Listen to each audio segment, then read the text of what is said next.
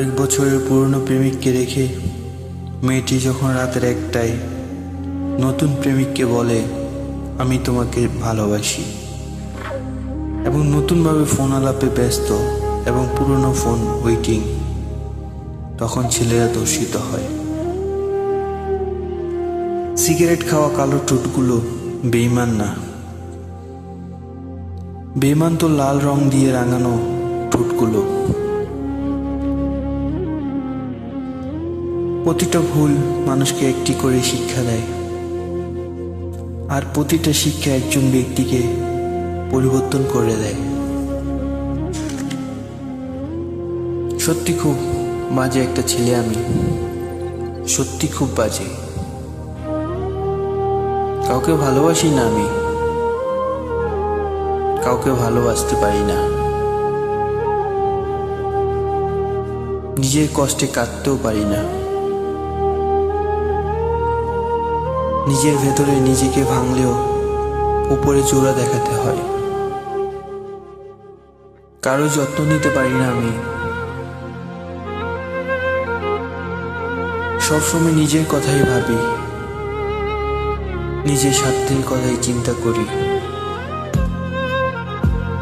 সবসময় নিজেকে নিয়ে ব্যস্ত থাকি, কারো কোনো চিন্তাই করি না আমি। কারণ যে ছেলে ভালোবাসতেই পারে না, সেই ছেলে কাউকে নিয়ে চিন্তা করবে কিভাবে? হ্যাঁ, আমি মানি আমি খুব বাজে, কিন্তু এই বাজে ছেলেটাও কাঁদে, কেউ দেখে না। কিভাবে দেখবে? আমি কাঁদি রাতের আধারে, যখন সব কিছু নিশ্চুপ হয়, তখন কেন কাঁদি? কাউকে জীবনটা দেওয়ার জন্য আমি কাঁদি, কাউকে ভালোবেসে হারিয়েছি বলেই আমি কাঁদি।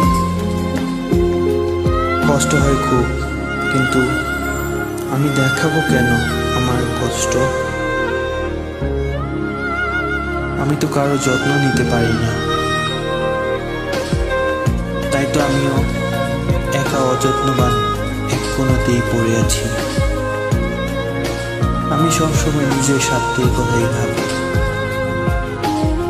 কারণ আমি যে বাজে, খারাপ, কাউকে ভালোবাসতে পারি না। কে বলেছে আমি খারাপ? আমি ভালোবাসতে পারি না? আচ্ছা, ভালো না বাসলে কি কেউ কাঁদে? একটা ছেলেকে তুমি যতই মারো, বকাঝকা করো, যা ইচ্ছে করো, সে কাঁদবে না। সে কখন কাঁদবে জানো? যখন খুব কাছের কেউ তাকে অবহেলা করবে, যখন তার ভালোবাসার মানুষটা তাকে মিথ্যে বলবে, যখন তার ভালোবাসার মানুষটা তার থেকে সত্যিটা লুকাবে, যখন তার ভালোবাসার মানুষটা তার থেকে ধীরে ধীরে দূরে সরে যাবে, যখন তার ভালোবাসার মানুষটা অন্য কারো হয়ে যাবে, সে তখনই কাঁদবে। এর আগে তুমি তার শরীরে যত আঘাত করো, কাঁদাতে পারবে না। এটাই একটা ছেলের জীবন। হ্যাঁ, আমি সেই ছেলে,